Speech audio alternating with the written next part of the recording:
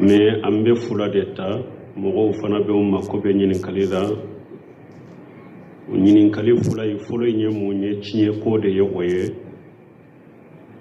ko mɔgɔw dɔw de ka tiɲɛ don dɔw ye diina faamu dɔw ma faamu ka se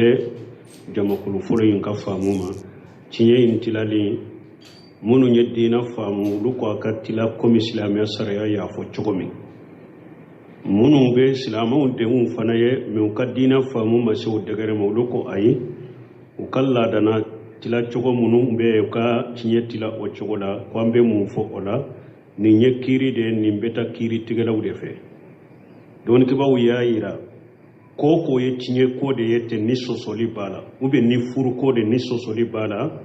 u ko mufti kana fɔ i b'o jaabi o ye kiiri de o ko sagi ka taa kiiri tigɛlaw de ma kaadiw k'o ɲɛnabɔ mun n'a y'a sɔrɔ silama kiiri tɛ jamana minnu na komi an ka jamanaw nin ko sugu ka sagi ka to ka kabila kuntigi ma u ka kabila kuntigi dalen bɛ karamɔgɔ minnu ma a b'olu wele k'u sigi u bɛ ko ɲɛf'u ye olu bɛ ko in ɲɛnabɔ u ni ɲɔgɔn cɛ mais nin tɛ se ka jaabi kɛso la a ka ɲininkali filanan ko min ye muso ɲɛda suturali ko wajibi don ko mais karamɔgɔw dɔ fana b'a ka ni delilaw dɔ ye ko wajibi tɛ muso ɲɛda ka suturali ye a ye karamɔgɔ dɔ tɔgɔ fɔ ko komi Sheikh Albani bon ko olu fana ye delila minnu fɔ ko wajibi tɛ yala an ko delilaw fɔ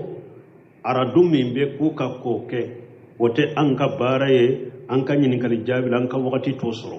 mais n bɛ kitabu fɔ u ka taa o kitabu lajɛ o bɛ delila aradu kɛ delila in bɛɛ kan kitabu ye ko asarimu المشهور على أهل التبرج والسفور وفيه الرد على كتاب الحجاب لألباني كتاب تقول فلاني تعريف حمود بن عبد الله تويزر donc ni mogo min tara nin kitabu inta donc mogo ye delilan nati ko muso ɲɛda suturali wajibi ye a bɛ delila in bɛ fɔ a b'a fɔ a kɔnɔ kara du ka kan nin kitabu ka baara y'o ye وعليكم السلام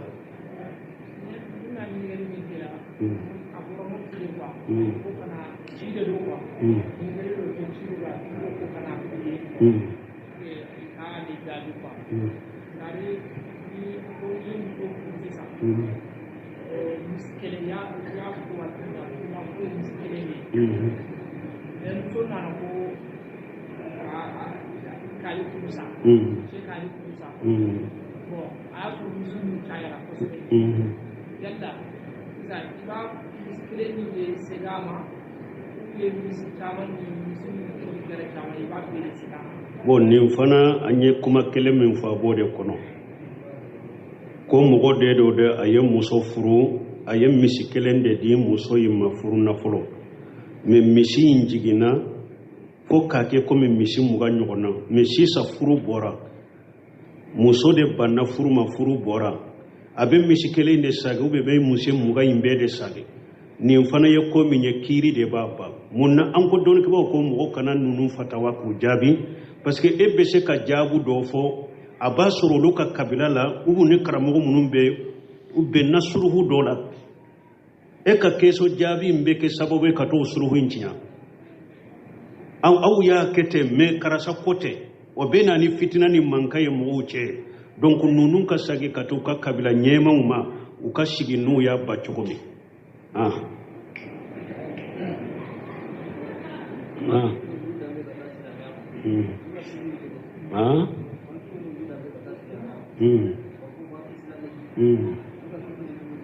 bon ko banki minnu bɛ danbe ka taa silamɛya ma ko banki islamique u ka kiiri bɛ cogo di u bɛ lajɛ dɛ ni ko banki ma banki islamique dɔnnikɛbaw a ka baara cogo de bɛ yira dɔnnikɛbagaw la n'a y'a sɔrɔ a ka baara cogo riba t'a la silama banki don mais n'a y'a sɔrɔ a baara cogo riba b'a la silama banki tɛ riba banki de don Sheikh Albani de la ko fɔ a ko banki ka sɔrɔ ko silama banki 100% ko i tɛ hali riba dɔɔni y'a la a ko ka dɔgɔ ka sɔrɔ o ka gɛlɛn mais bankiw ka fisa ɲɔgɔn ye riba baara kɛ ɲɔgɔnya la u ka fisa ɲɔgɔn ye kɔni wala baara cogo de bɛ lajɛ silama ka dɔɔnikɛbagaw bolo nous ko nin banque ko ni 100% ka bara cogo beye silama de riba tala silama banque no mais nous ko riba ba ka bara cogo la tesaka ke banque islamique wa alaikum salam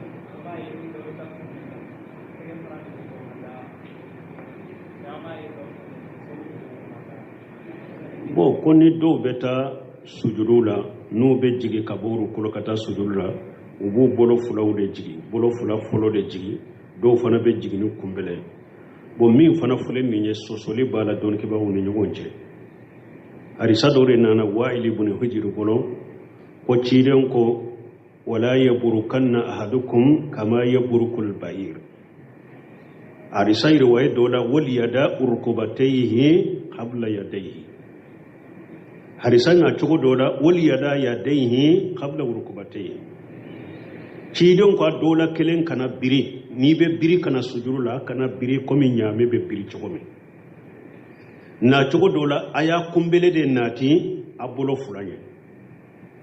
harisan na cogo dola akana biri komi nyame be biri cogo me aya bolo fulan nati kumbele fulanye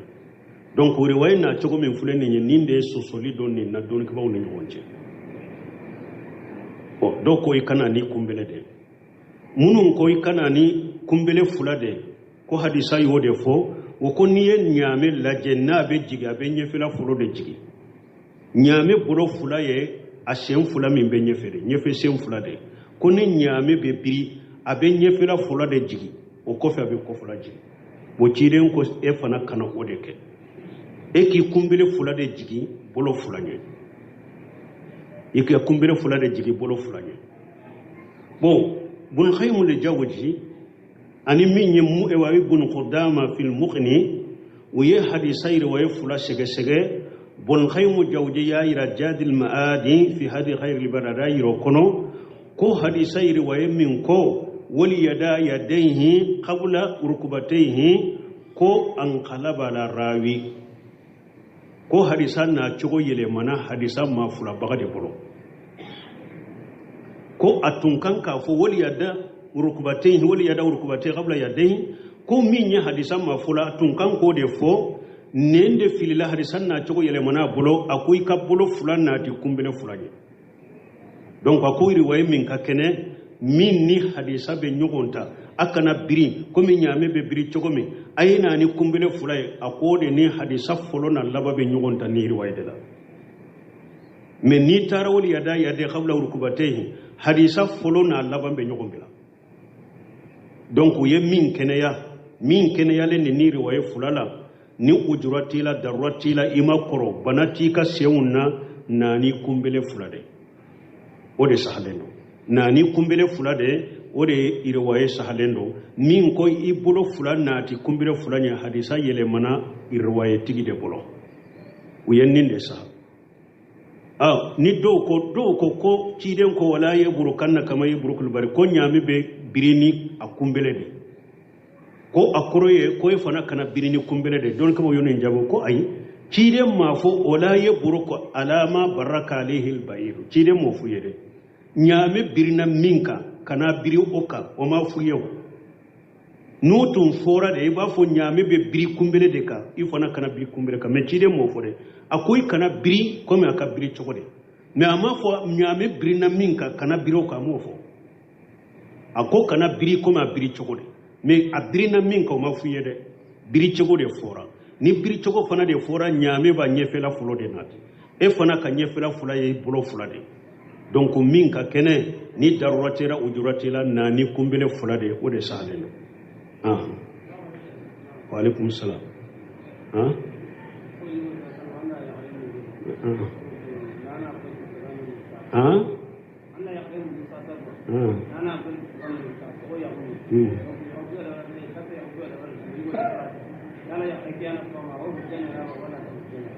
bon ni nye min ɲinin ka surunya ni ye muso koni furu siri la pew mais e ma don ni muso ye cɛ ma don ni muso ye cɛ fatura muso in bɛ furu jake a bɛ i dake wa a bɛ i dake bijima ye ulama ye dɔnni kaba ma ɲɔgɔn sɔsɔ o la yɛrɛ ni ye muso furu siri la pew ka ban mais cɛ fatura k'a sɔrɔ a ma don ni muso in ye a bɛ furu jake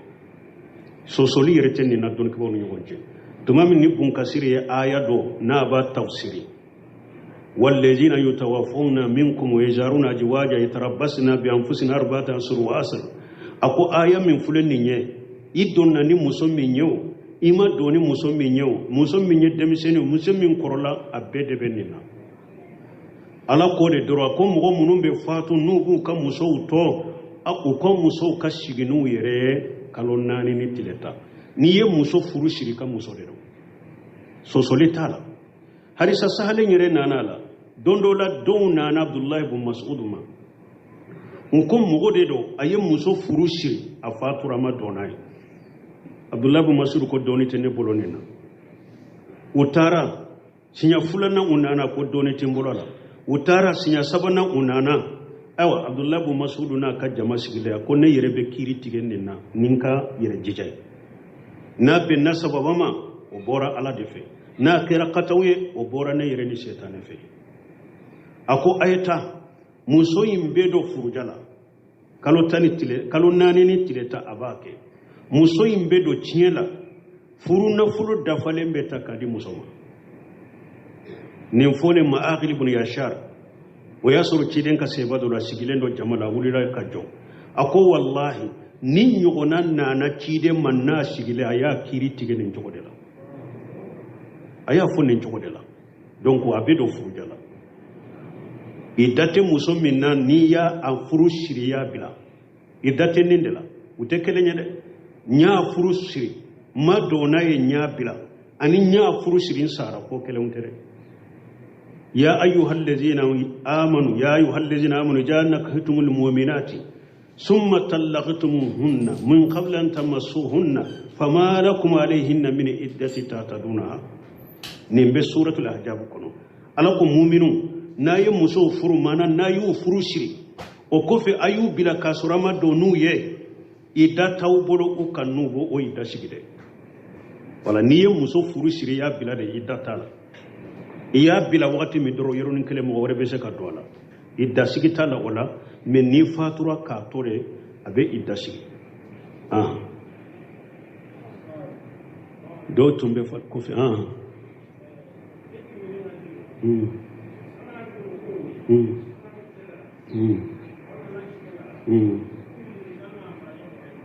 bon ko ale fana ɲininkali ye min ye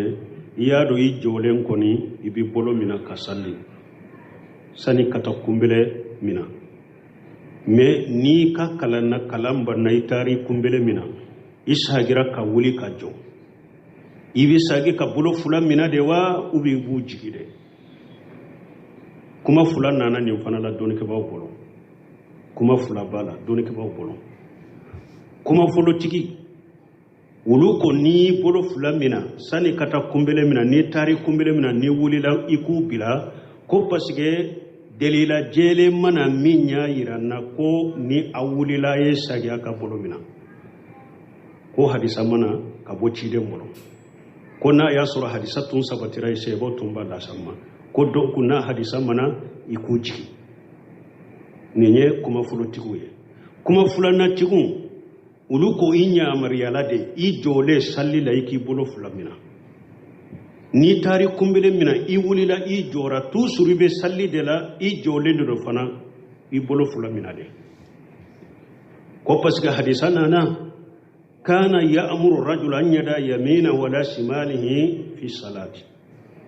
ko ciden tun bɛ mɔgɔ ɲamariya I ka kinin bolo da numan bolo kan n'i bɛ sali la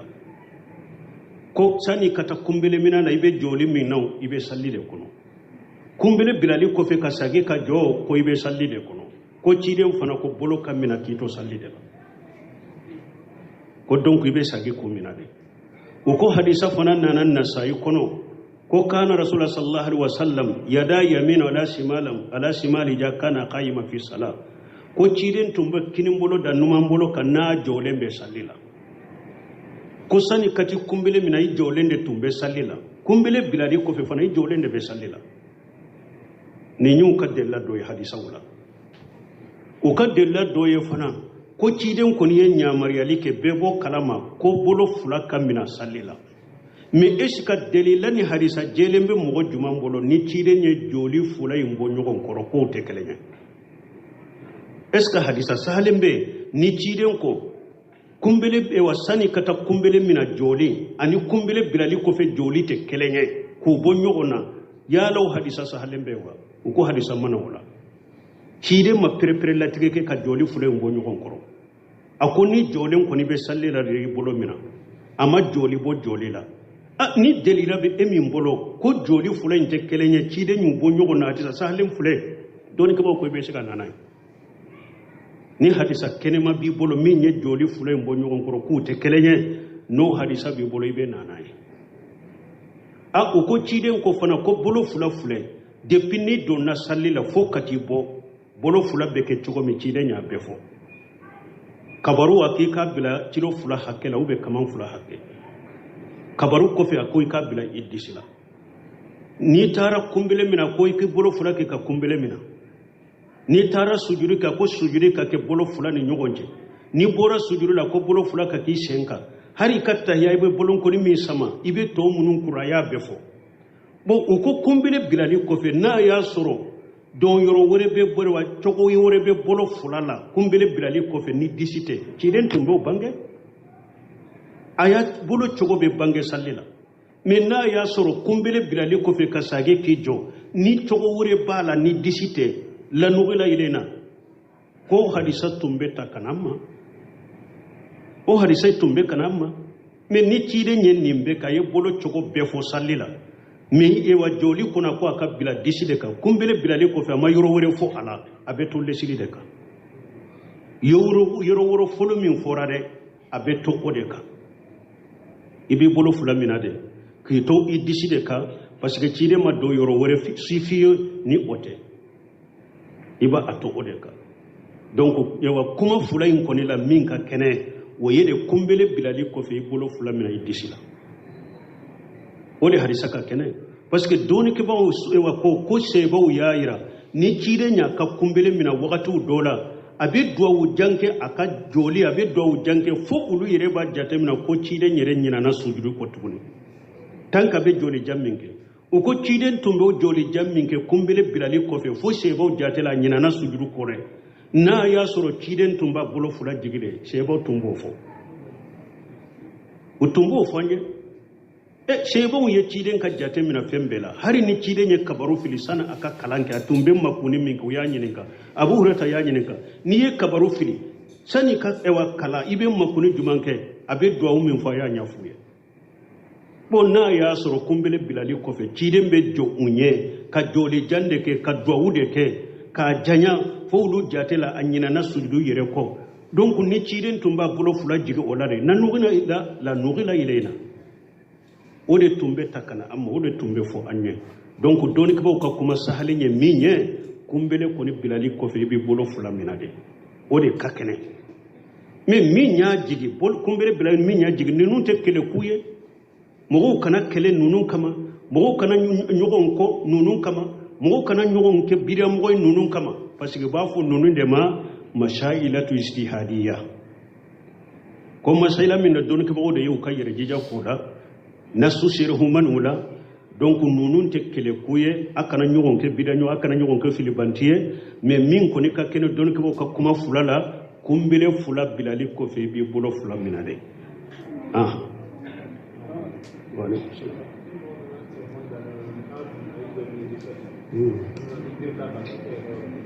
o koni mogo min jolembe salila e ka telefoni dalen do duguma asonina kabiri kata doni ke ba ko ikanake ni tora kabiri ka telefoni ta ko ye uruku were fara sallika parce que don ke ba ya yira uruku yere dro ni yere kuru chogo ya dola fo seun sera kumbele hakema o de togo ko uruku bon ni birila fo kana duguma ka telefoni ta ko abe ko mi ye uruku do fara sallika bi ka sali yere tinya donc i jole ni be se ki senke ka faga chogo mi ibake ube ikabila ni sera kumbele minana ma ibi tege sama kanama me ka i jole kono kana to biri ko ibe telefoni ta woyede ka uruku wore fara sallika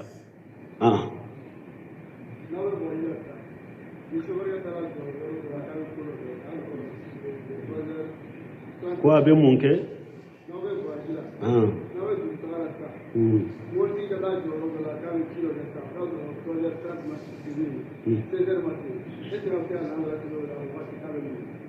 3 heures. Bon, ko ne abe wayasi la asera yoro do la 3h30 siro feri jora ko abeta ko do ke ebe sika la sara saliba ebe yoro me dro ni yere ya do 3h30 wakati sera ibe sika salli mena ma se kana salli abe wakati de bol la sara saliri dilolembe wakati de ma fo wakati de kado ko wakati sera subhanakallahumma rabbana bihamdika ashhadu an la ilaha illa anta astaghfiruka wa atubu ilayk.